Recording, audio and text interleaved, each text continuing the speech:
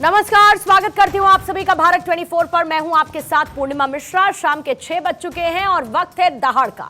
CAA को लेकर जारी सियासी बवाल थमने का नाम नहीं ले रहा। दिल्ली के मुख्यमंत्री अरविंद केजरीवाल ने सीएए पर सवाल खड़े कर दिए।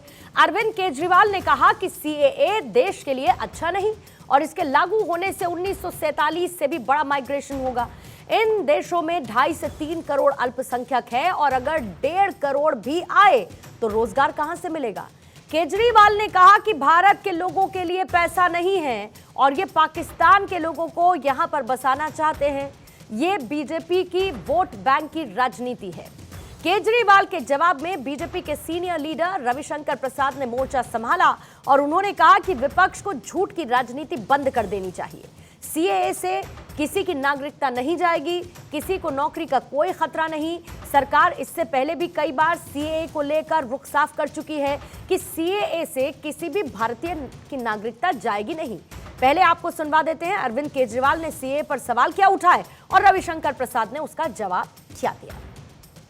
बीजेपी की केंद्र सरकार से हमारे बच्चों को रोजगार दिए नहीं जा रहे, पाकिस्तान से लोगों को लाके उनके बच्चों को रोजगार देना चाहते हैं। हमारे लोगों के पास तो घर नहीं है, भारत के तो ढेरों लोग बेघर हैं, लेकिन बीजेपी वाले पाकिस्तान से लोगों को लाके उन्हें भारत में बसाना चाहते हैं, उनको घर देना चाहते हैं। हमारे रोजगार उनके बच्चों को देना चाहते हैं, हमारे हक के घर उनमें पाकिस्तानियों को बसाना चाहते हैं। मित्रों, आज केजरीवाल का एक बहुत ही विचित्र वक्तव्य आया है कि सीए के आने से बाहर के लोग नौकरी लेंगे। ये कौन सा तर्क है? ये जो हिंदुस्तान में लोग आए हैं, ये कौन है?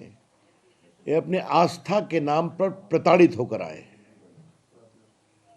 पाकिस्तान, बांग्लादेश, अफगानिस्तान से, और इसलिए प्रताड़ित हुए कि उनकी आस्था दूसरी थी।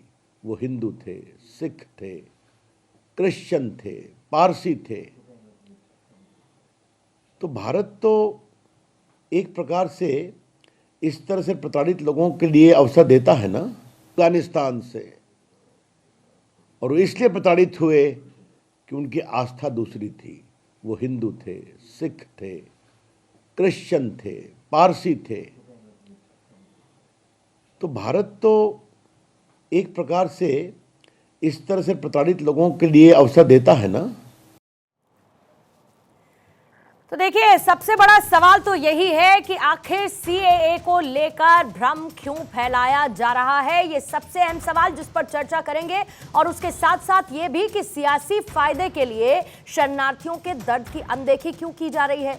सरकार के बार बार कहने के बाद भी अल्पसंख्यकों को क्यों गुमराह किया जा रहा है, ये कहते हुए कि यह धर्म आधारित भेदभाव करने वाला कानून है। सीएए लागू होने से लोकसभा चुनाव पर कितना इंपैक्ट देखने को मिलेगा, हमारे पॉलिटिकल एनालिस्ट से इस बात को समझने की कोशिश करेंगे। और इसके साथ ही सबसे बड़ी बात, यूनियन लिस्टेड कानून लागू करने से राज्य आखिर कैसे इनकार कर सकते हैं। मसलन उदाहरण के तौर पर ममता बनर्जी या फिर साउथ के कुछ राज्य कह रहे हैं कि कुछ भी हो जाएगा, इसको हम लागू नहीं करेंगे।